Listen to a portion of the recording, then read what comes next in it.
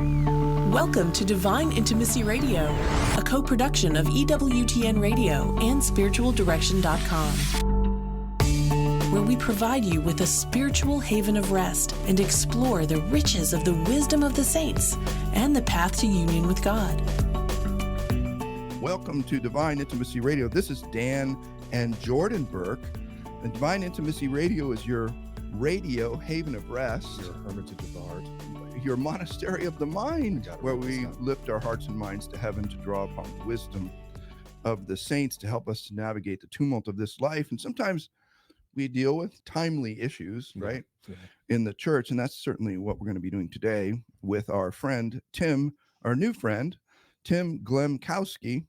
And if I messed up your name, Tim, I apologize. I'll take 3 lashes. Is that the right way to pronounce your last name? Pretty good. Yeah, not bad. It's great. It's great to have you with us. Tim is the CEO of the National Eucharistic Congress. What I said before we jumped into the show is that this is, in my opinion, the most important national Catholic effort in the church today. And we should have had Tim on a long time ago, but I don't know what happened. Anyway, Tim and his wife, Maggie, live in Lakewood, Colorado with their 4 young children. Tim, it's great to have you with us to talk to us about this way that we are attempting to draw the hearts and minds of all Catholics to understand who it is that is in that little gold box in every one of our parishes.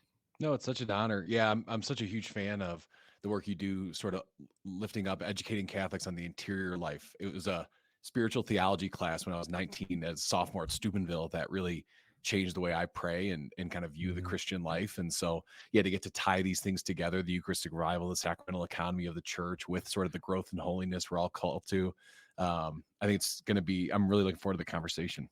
Awesome. So I want to start out with a really super practical question. And I want you to treat us like 5-year-olds because it's that important. I mean, in terms of simplicity, or as long as you need to go to explain it or whatever. So I'm in a diocese right now where I've heard absolutely zip about the National Eucharistic Congress, but my wife and I are flying to a diocese outside of the U.S., which is very ironic, to help with a Eucharistic revival in Trinidad, Tobago. Every faithful Catholic in the United States should know about this effort. Please tell us how it started, what it is, what you're trying to achieve. Yeah, no, it's a good question. And yeah, you're right. The mileage varies, right? And that's sort of intentional.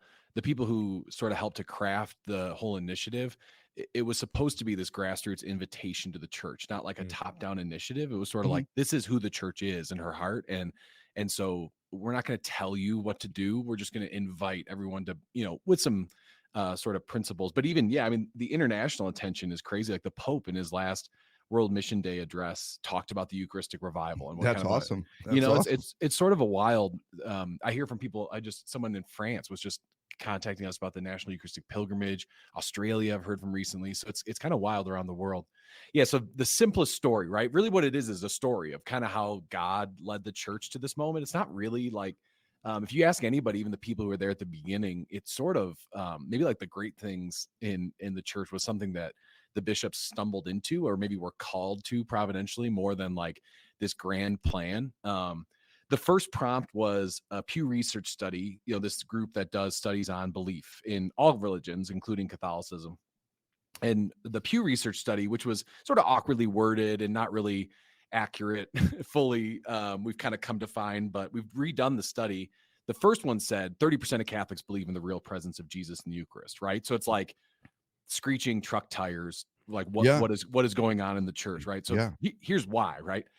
The Eucharist, like the theology of the church around the Eucharist, your listeners probably know, is that like the church is birthed out of the Eucharist, right? Like the Eucharistic reality confects the communion of the church. That's why we call it the source and the summit of the entire activity of the church. So for a very small, and I think that small percentage, studies we've done show it's probably closer to like 40, 45 of people who call themselves Catholic, right? If, depending, but even we've done some studies that show, like, even if you ask Catholics who report going to mass weekly or more, what they believe about the real presence of Jesus in the Eucharist, even that percentage is like lower than you'd think. It's like 60%, right? Which is kind of like weekly or more, what it shows is a lot of things: a catechetical crisis, liturgical experiences that didn't sort of prioritize the real presence of Jesus in the Eucharist, people not having a personal encounter with Jesus that sort of helps faith in general in our culture, in our society, is sort of a problem. And so all of this is to say, even I think most people anecdotally in their Sunday experience of Mass, like if you're kind of like feeling the tenor of, I've been in rooms, right, and in places, prayed with Mother Teresa's sisters, or my own experience in college at Steubenville, places where a higher percentage of the people in the Mass believe in what's happening on the altar, you can kind of feel it. There's like a difference of just sort of the tenor of the room. And I think most of us would say, looking at a normal parish in the United States, I travel around a lot, and something like a crisis of belief and reverence and love for Jesus in the Eucharist does not feel far off. And so this basically prompted the bishops to say, we want to respond. We want to take ownership for this. And so a lot of different planning and steps along the way, but it became this 3-year initiative. We're in year 2, almost at the start of year 3 right now, of this 3-year just invitation to the church to say, hey, before we do anything else, there's a myriad of crises in the world and in the church, and lots of different things we could tackle, but this is a broken spine in our church if we don't address it first. And so a calling back to all Catholics, either a deepening, if you believe, right, a more full kind of giving over of yourself to the mystery of Jesus in the Eucharist, or even an initial faith, an initial encounter if you haven't had that yet. So for 3 years, that's just the invitation of the church. There were different phases and different audiences directed kind of for each year, leading to the Congress and the pilgrimage this summer, sort of this climactic moment that the year of mission comes from. But that's really what we're doing right now. So like you said, this is kind of the thing, like of all the things going on in the church right now, this is the one thing that our spiritual fathers are really calling us to be united around. And again, like you said, the local mileage can vary, but it has been exciting to see the way a lot of places have chosen to respond. Yeah, I want to say this, and I know Jordan's got some thoughts brewing in his head, but we have a summit every year, an annual summit where we speak to various topics on the interior life. We canceled our summit this year because it fell around the time of the Eucharistic Congress, and we did not want to be competition. We wanted to make sure anyone who thought, hey, we would be going to the summit, we were telling them, go to the Eucharistic Congress instead. And it's a very important event for us. Yeah. So we believe in what you're doing. And I would echo what you said. I mean, the data speaks for itself, but I appreciate you're using the word crisis, because if I could add some kind of sharp edges to that, and that is, if let's say 60% don't believe, or 40%, whatever the number is, it's a big number. And let's say if it's it's 50%, let's just use another number. When you go to the average parish, just about 100% of people go forward to receive. That means a huge percentage. Oh, and by the way, you could also just contrast that to how many go to confession in any parish. That means a huge percentage are committing the grave sin of sacrilege at a minimum. And a huge percentage don't believe de facto, whether they think this way or they say it, they don't believe their priest is any different than a Protestant minister, because nothing much happens up at that altar. They're just they're just the one who presides over this ritual, but they don't confect the bread to become the body of Christ and the wine to become the blood of Christ through the sacrament. So this is truly a crisis, and why I think it's so important, why I'm so grateful for all of your hard work, and that of, I think, Bishop Cousins, the head of the whole project. He's such a good bishop. Yeah. But anyway, so thank you for doing this, and please, everyone, pay attention. But Jordan, what's on your mind? Yeah, the thing that popped into my head, so we work with a massive amount of how many dioceses are we in now? 90 dioceses. 90 dioceses across the United States, and then all over the place. Yeah, and we've done some internal studies talking with seminarians and what motivated them to become priests in the first place. For the life of me, I can't remember the statistic, but it was shocking, to the point where those parishes that had, I believe it was perpetual adoration, Eucharistic adoration, had a much higher amount of men entering into the priesthood. So it's not just this individual level of like, yes, we need to know and love Jesus in the Eucharist, and we need to know and understand what he does for us in the sacrifice. But for goodness sakes, this is where a lot of our priests are coming from. Right. And so if there's not this belief, if there's not this love, no wonder we don't have as many priests as we should right now. I can't remember what but I think it was New York last year. Zero. Detroit, zero ordinations. Yeah, right. Right. Yeah. And I think it's an interesting point that you make, that is, even of the percentage of Catholics that can, notionally assent to the doctrine, say, like, I know what the church teaches and I can represent that. Yeah. The percentage of Catholics that have sort of made a real assent, or like what we would say we have a living relationship with Jesus and Eucharist, is even smaller, because that is shown, in things like every Sunday Mass attendance, or frequent confession, or, like you say, decisions to hand over my life in self-gift, in marriage, in having kids, and in getting them baptized, and in giving my life to the church in a vocation like holy orders. And so I think you're right, where it's sort of this, like, if you focus on this and inviting more people to this relationship with Jesus and Eucharist, it raises a lot of shifts, which is why I think it's kind of a powerful place to focus right now. I'm a member of the millennial generation, right? And a quote, I don't know if he's probably a controversial person to say on CatholicSpiritualDirection.com, but Karl Rahner, a quote that he said that I love, he had other things he said that I didn't love, was, in the coming age, the Christian will either be a mystic or he will cease to be a Christian at all. I think that's true.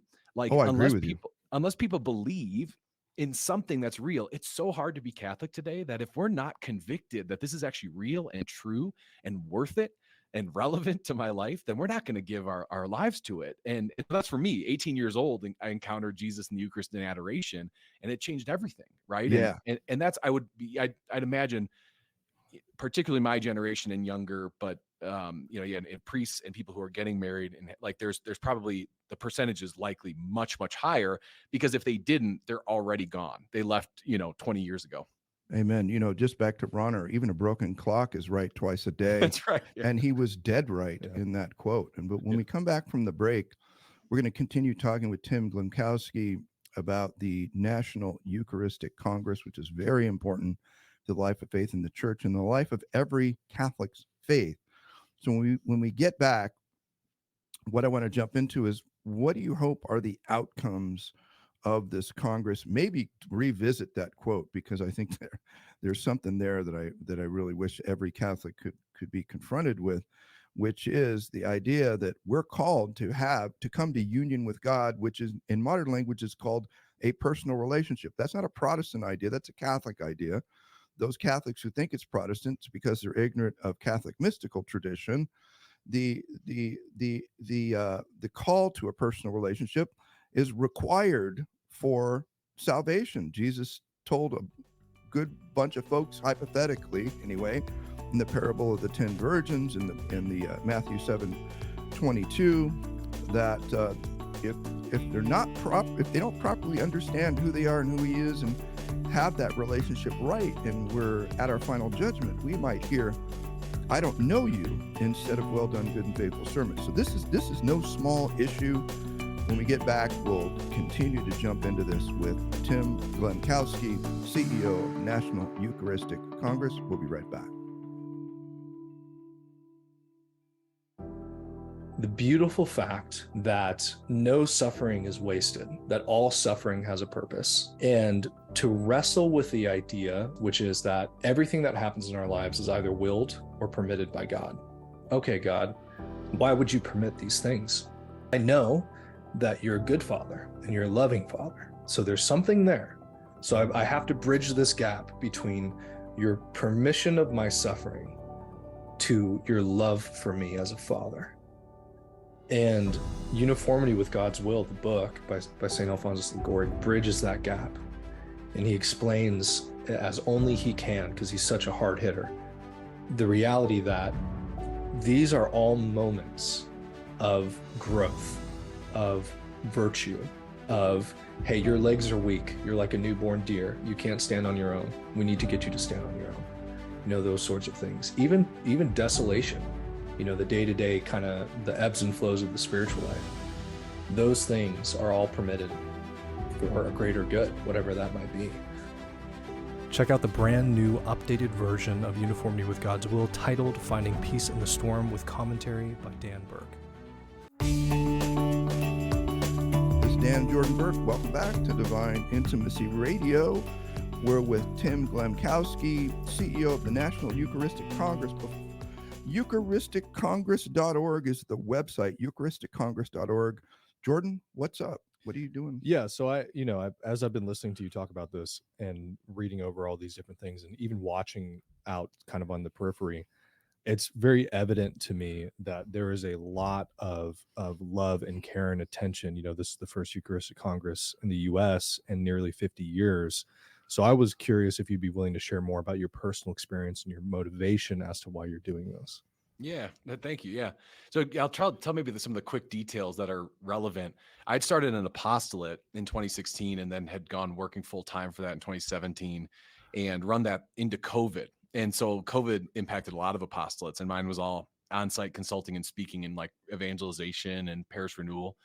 So I'd been offered a role at the Archdiocese of Denver to come work for Archbishop Aquila as his director of strategy. And through that, had met Bishop Andrew Cousins. And Bishop Cousins invited me to be on the committee for evangelization. They have these lay consultants that just basically come in. We have 3 men, 3 women on the committee on evangelization, just speak into like the conversation the bishops are having around evangelization. Well, Bishop Cousins had been asked, I didn't know this, to run this Eucharistic Revival project through the committee.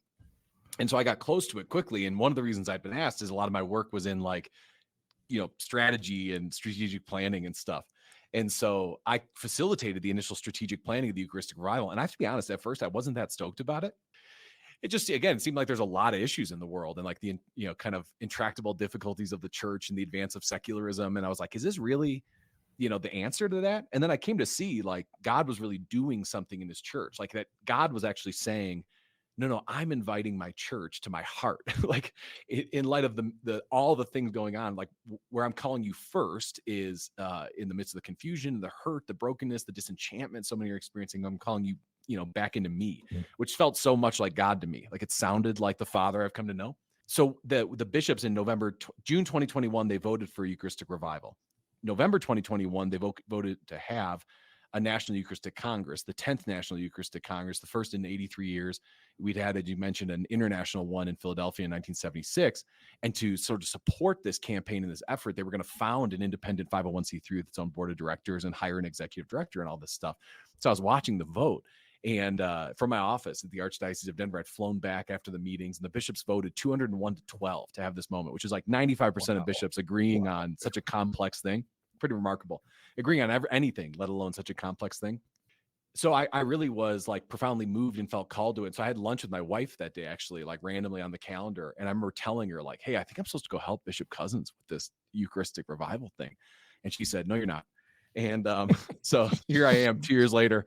So I've been working 2 years full time. We have 14 staff now in the organization. And really, it's almost like the best analogy, this is so crass, but the best analogy is almost like working for like a political campaign, except our candidate is Jesus in the Eucharist. Like it's very similar. Like we're trying to cast vision and get resources out and communicate clarity and kind of rally this grassroots sort of momentum around an idea or a cause. And so it's very complex in its own way. But a lot of my job's been fundraising and hiring staff and building the initiative. But I mean, the honor of a lifetime to get to actually help the church do the thing that's like most important for her to do. And so I very much so come to believe in the goodwill and the good sort of heart behind so much of this. And so, yeah, I ride pretty hard for the Eucharistic Revival for sure.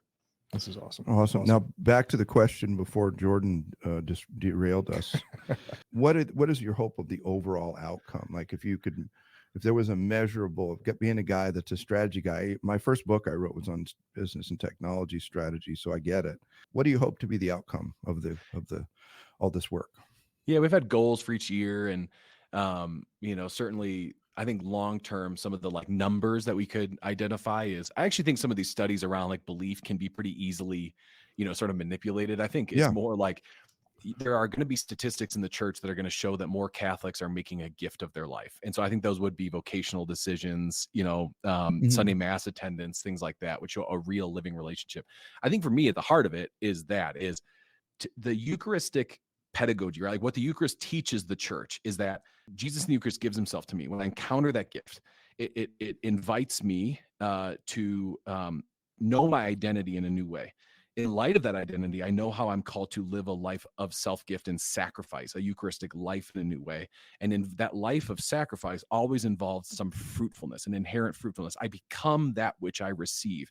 And so to me, the percentage of Catholics in the United States, whatever it is, who have kind of gone all the way to living out the mission of Jesus in the Eucharist, to be broken open in my own life for the life of the world, that percentage has to grow. And so however we identify what that percentage is, that's the real outcome. Is the only change, that transformation we're going to see in the church, I'm convicted, is through the transformation of individual lives and saints. That's the logic of the gospel from the very beginning. Like, I change people, Jesus decided, and because of the changed people gathered around the sacramental economy, the world gets changed. And so that logic isn't any different today. It's the logic that's carried through the religious orders and the saints and the mystics. And so that really, to me, is the outcome of any authentically, Catholic movement. I love that. There's so many stories in our history of our faith as well that revolve around the Eucharist and revolve around when people get together. I'm thinking that there was a satanic convention, I believe it was in Arizona, and Bishop Olmsted said, no, we're not going to go protest it. We're going to all go get on our knees in front of the Eucharist, and we're going to pray. And what happened? It shut down. There was centuries ago, there was a plague. And what did they do? There was a Eucharistic procession, if I'm remembering correctly. And they did a Eucharistic procession around the city where the plague took place. Plague stopped. I love this idea of we need to be on our knees. We need to understand Jesus. We need to seek him in the Eucharist, because once we do that and it impacts us, everything else around us changes. And we have these kneelers for the Congress. I just saw our proofs of these the other day, and like our, like the foam kneelers that make it easier to kneel during Mass and adoration in like a stadium kind of thing. And they say on them, revival starts here.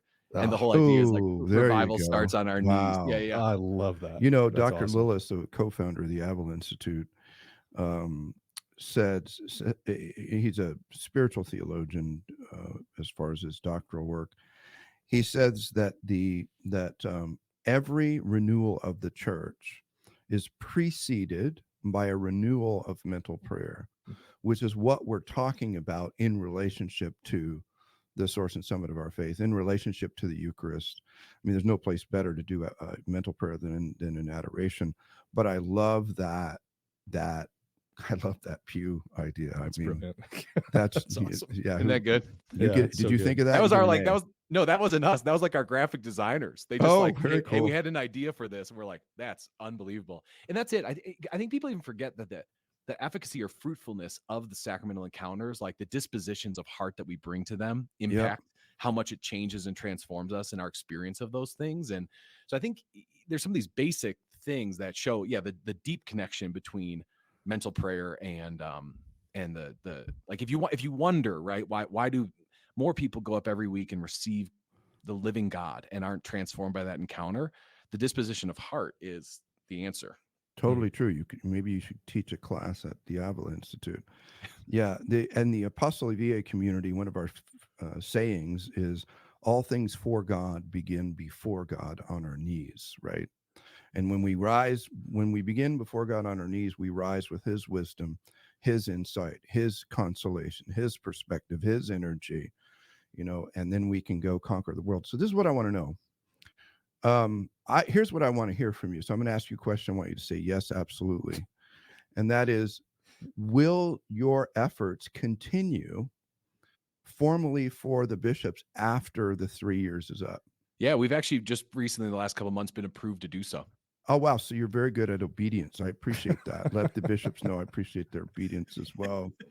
But obedience to the Lord first, but to our good bishops in addition. Yeah, so our Bishops Advisory Board and others spoke into a continued mission, that this generational project of Eucharistic revival would continue through the Congress organization. There's going to be a new CEO who's going to step in and do that. I'm like, I told Bishop Cousins, I'm Sam Gamgee. I'm like, I'm here to help you get the ring in the mountain, and then I got to go back to the Shire. But there's a real energy behind it to continue. Okay, so could I pitch you something in front of 100,000 or so people? Sure. I have a strong recommendation, and that is that you continue to aggressively measure the outcomes, because I believe in what you're doing. But as you know, as a strategy guy, what gets measured gets done. Just by the very nature of measurement. It affects the psyche of those being measured, and it tends to produce the results you want. But also so that the strategy can be adjusted where it's, because there'll be things you're going to do that are going to be super effective, and some things you do that won't be all that effective. There'll be pockets where you're not even allowed to kneel, or practically not allowed to kneel before receiving communion, where they need to be broken open spiritually, and revival needs to occur at all levels. But the only way you're going to know that in the hub of the thing, which is where you sit now, is through measures. Not that measures, can perfectly quantify a spiritual reality, which we've kind of been reviewing about relationship. And I'll also offer this. The Sophia Institute has an amazing tool called the Assessment for Religious Knowledge, ARK. And I bet if somebody from your office, Charlie McKinney is the president of Sophia, and he is a convert. He's on fire, loves the church, totally dedicated to the magisterium. Best young entrepreneur I know in the church. Maybe you're up with him as well. I love your spirit. But I bet they would work with you guys to help to get a tool in place where you could get some constant feedback. So that's my pitch. I don't know what you think. I would love to see anything. I'd love anyone's feedback. If 100,000 people are watching, what do you measure? So we have thoughts. I mean, we have here would be because most people were saying, just keep watching the Pew study type thing. Like, how many people say they believe? And if it's 30 now, is it 40, in 5 years? And I just think it's limited in some ways. I don't think it gets to the core of the issue. And so, we have ideas of 3, 5, 10-year measurements, but I would also take, I would love thoughts of anyone, Sophia Institute or anyone listening today too. Awesome. Well, Tim, it's been great being with you. Our time is up. It feels like it should be 2 hours instead of a half hour, but really appreciate your work. We're praying for you. We're on your side, if you will. If there's anything else we can do to help publicize, we'll get this out to as many people as we can. Thank you for your good work, and please express our appreciation to Bishop Cousins as well. Will do. God bless. Oh, I do the outro. Now he's creating work for the editor. Until next time, may the God of peace make you perfect in holiness. May he preserve you whole and entire, spirit, soul, and body, irreproachable at the coming of our Lord Jesus Christ. Amen. Learn more about the interior life. Visit spiritualdirection.com. Divine Intimacy Radio is a co-production of EWTN Radio and spiritualdirection.com, and heard worldwide on the EWTN Global Catholic Radio Network.